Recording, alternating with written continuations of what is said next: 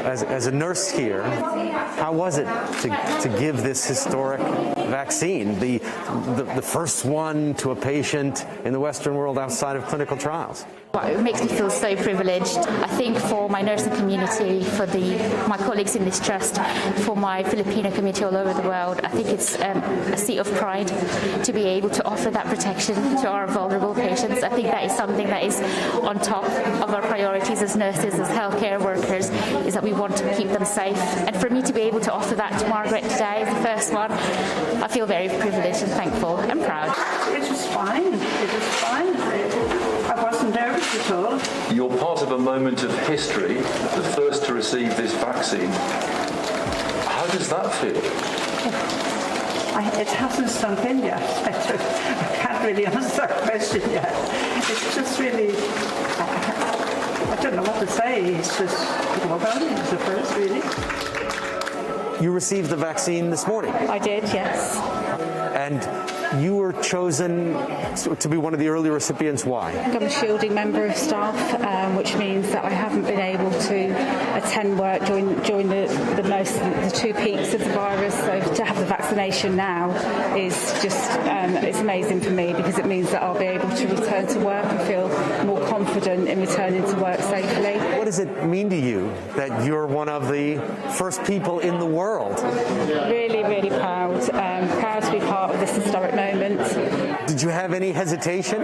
Did you have any thoughts? Well, maybe I don't want to be the first person to get this vaccine as it's rolled out. Let some others get it first. Not especially. I think for me, it's because it's a way forward. I have the flu vaccination every year, so what's the alternative to me is worse.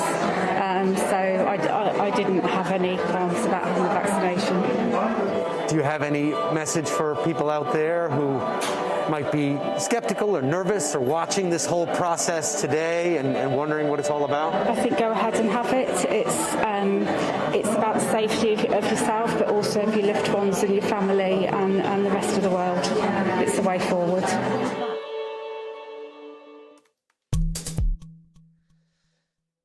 Richard has more on this historic day from Coventry, England. This is the vaccination clinic at University Hospital in Coventry, which is north of London. And today, this very room made history because it was here that the first patient in the world got the PFIZER vaccine. Margaret KEENAN, 90 years old. She had been a patient at this hospital, and she's doing well. She's expected to go home later. And throughout the day, many people have been getting their vaccines here.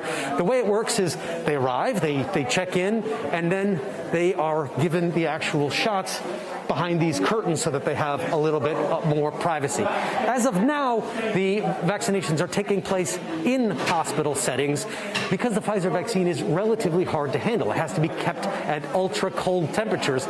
So they're not pushing it out to people. Instead, they're bringing people in to receive the vaccine. So far, not too many people are planning to get vaccinated here today, only about 100, according to local staff, but they hope to ramp up those numbers quite soon. And by next week, they want to do 400 a day just in this clinic, and then keep that going every single day, 7 days a week, maybe even going up to 500 and above. And this is happening in several hospitals around the country. This was the first, but it is not the only one. Now this vaccination program has well and truly begun. Hey, NBC News viewers, thanks for checking out our YouTube channel.